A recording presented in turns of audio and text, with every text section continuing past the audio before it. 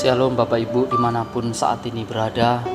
Puji Tuhan, renungan pada pagi hari ini terambil di dalam kitab Efesus pasal 6 ayat yang keempat. Dan kamu bapak-bapak, janganlah bangkitkan amarah di dalam hati anak-anakmu, tetapi didiklah mereka di dalam ajaran dan nasihat Tuhan. Saya beri tema pagi ini yaitu tanggung jawab sebagai orang tua. Bapak, Ibu, Saudara sekalian dimanapun berada, topik kali ini begitu sangat penting sekali, yaitu bagaimana sikap menjadi orang tua di dalam mendidik anak.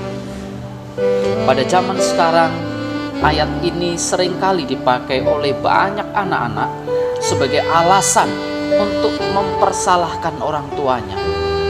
Seolah-olah orang tua tidak boleh membuat mereka marah. Tetapi mereka melupakan ketiga ayat di atasnya, di mana anak-anak dituntut untuk taat dan hormat kepada orang tua di dalam Tuhan. Kedua hal ini merupakan keseimbangan yang penting. Di satu pihak, orang tua mempunyai batasan dalam mendidik anaknya, yaitu tidak boleh mendidik sampai membuat anaknya marah, sakit hati, dan tawar hati. Mendidik bukan sembarang mendidik, tetapi mendidik di dalam nasihat dan ajaran Tuhan.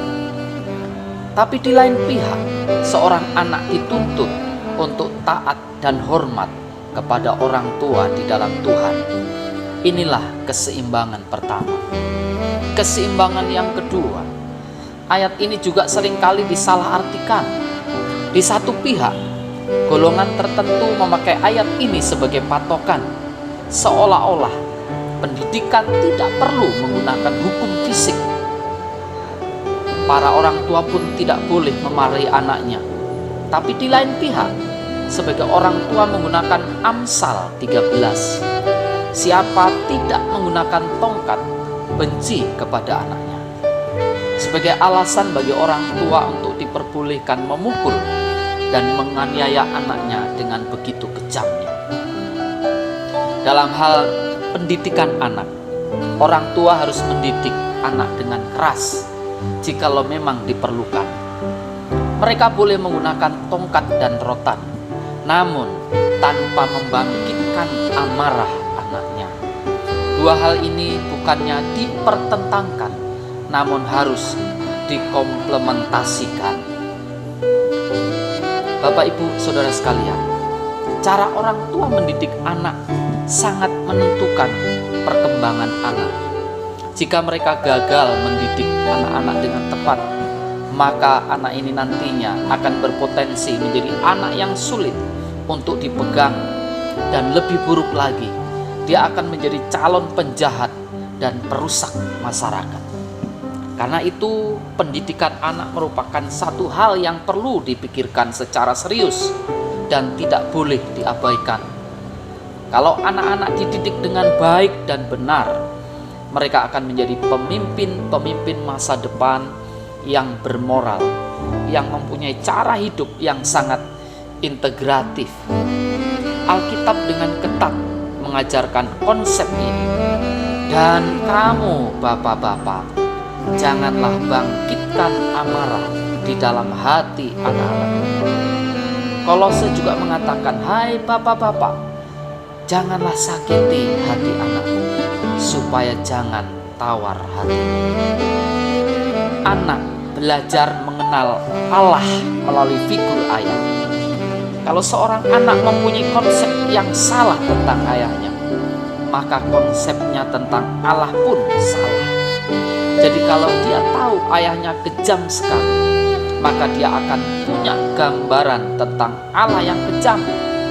Di saat seperti itu, sebetulnya dia gagal mengerti Allah yang sesungguhnya, kecuali jika anak ini bertobat, mengenal Tuhan, dan dididik dengan firman. Perlahan-lahan konsepnya akan berubah. Namun proses mengubah konsep yang salah itu sangat sulit karena sudah berakar di kepala.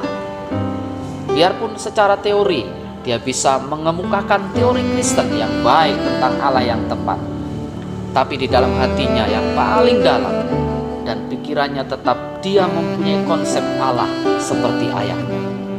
Maka Alkitab mengajar para ayah untuk mendidik anak dengan baik. Disinilah keindahan jika seorang anak boleh dilahirkan di keluarga Kristen, di mana orang tua mendidiknya di dalam iman Kristen. Efesus 6 mengatakan bahwa didikan orang tua yang benar akan menghasilkan anak-anak yang terdidik di dalam ajaran dan nasihat Tuhan.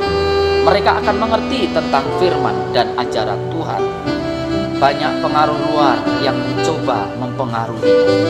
Oleh karena itu, orang tua harus memberikan bekal kebenaran yang secukupnya, sehingga dia mempunyai kekuatan untuk bertahan di dalam segala macam situasi apapun. Mari mulai hari ini belajar menjadi orang tua yang bertanggung jawab terhadap anak-anak kita.